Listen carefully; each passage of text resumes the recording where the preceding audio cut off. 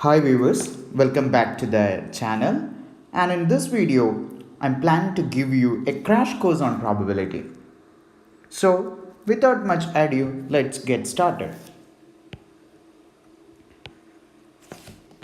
Before we dive into concepts, before we dive into equations, we should know basic definitions of certain things, like what is an experiment. Experiment can be anything where there will be outcomes that cannot be completely predicted. Like, let's say I am tossing a coin, it can be either heads or tails. Say I am rolling a dice, the number that turns up can be anything from 1 to 6. Got it? So that's what an experiment means. Now, talking about outcomes, I talked about the first experiment of tossing a coin, then the outcomes can be either heads or tails. Got it? Then what is sample space? Sample space is the set of all possible outcomes. For the example of rolling a dice, the sample space will be 1, 2, 3, 4, 5, 6. Okay? Because any of these numbers can turn up on the top face of the dice. Let's go ahead and unravel more definitions.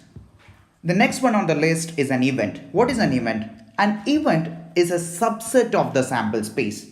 Just now I showed you what is a sample space for the experiment of rolling a dice. Now let's look into some of the events associated with that particular experiment. Let's say event 1 is defined like this. An odd number turns up. See, corresponding to this particular event, there can be three situations. One in which the number 1 turns up on the top face of the dice. Similarly, number 3 turns up on the top face of the dice, and it goes on and on.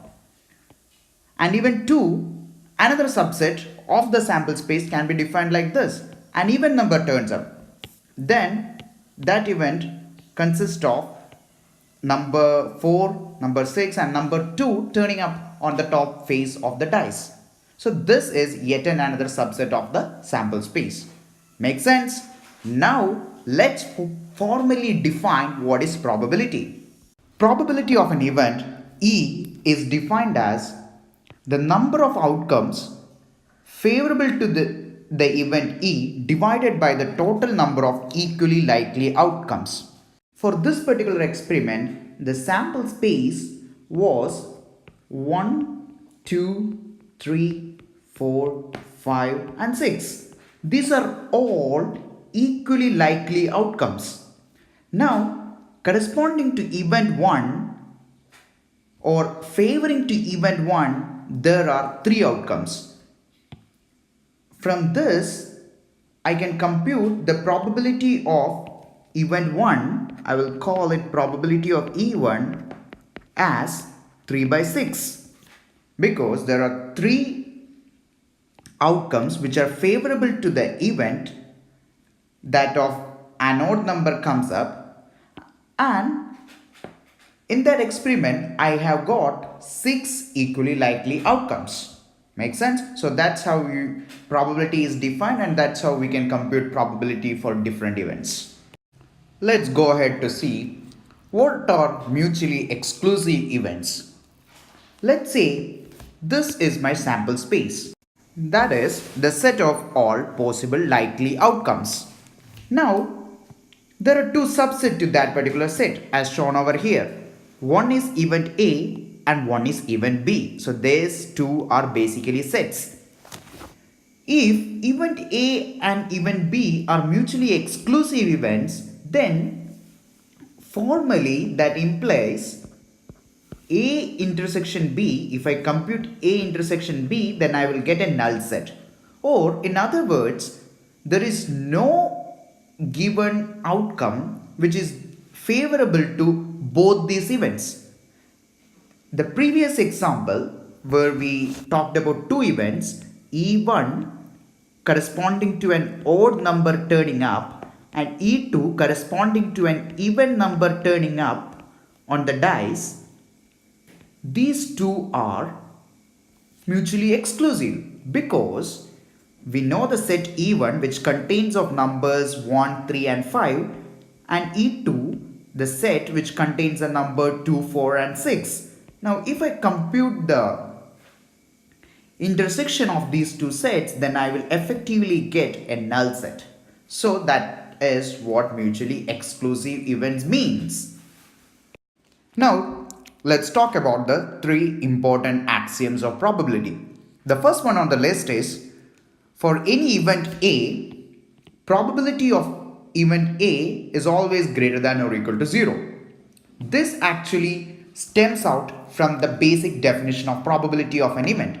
I defined it as the ratio of two numbers. So there is no way for my P of A to assume a negative value. Now let's go ahead to the second axiom, which tells that probability of the event S, where event S is the sample space, is equal to 1. Sample space essentially contains all the outcomes. So the probability of that particular event happening is always 1, or it is deterministic. We are completely sure of that. I'm completely sure of the fact that if I toss a coin, either heads will turn up or tails will turn up. I'm completely sure about that particular event. The third and the important one is if A and B are mutually exclusive events. We just now saw the basic definition of two exclusive events. If A and B are mutually exclusive events, then probability of A union B, or in other words probability that either A or B occurs, is probability of A plus probability of B. Make sense? So these are the very simple axioms of probability. Believe me, all the rest of the formulae that you will see are built upon these three basic building blocks. Now let's see what is the concept of conditional probability. So this particular notation goes like this. What is the probability that event A occur given that B has already occurred or already happened? It's given by probability of A intersection B divided by probability of B. See, this is a formal definition. Okay. Now let's understand what is conditional probability with an example. First of all, I'm defining two events like this. This is my experiment. I'm rolling two six-sided dices. I'm rolling two dices. And event A is getting a sum of 9. And event B is one dice shows, let's say one dice shows number 5. Okay. Now let's say that event B has already occurred. That means one dice is showing you are rolling two dices and one of the dice is already showing number 5. Now what is the probability that you will get a sum of 9? Now let's solve this problem. I have painstakingly written down the whole sample space corresponding to this particular experiment. Now event A was defined as we are getting a sum of 9. So the outcomes which are favorable to event A are these. 4 of them are here. So if you add the two numbers, you will get 9. Now event B is defined as we are getting number 5 once. Okay. Now corresponding to that particular event, there are these many outcomes. There are, let's say, 11 of them. Okay. Now if I want to compute A intersection B, then it will be like this. These are the two outcomes which are favorable to both A as well as event B. Okay. Now let's compute what is the probability of A given B.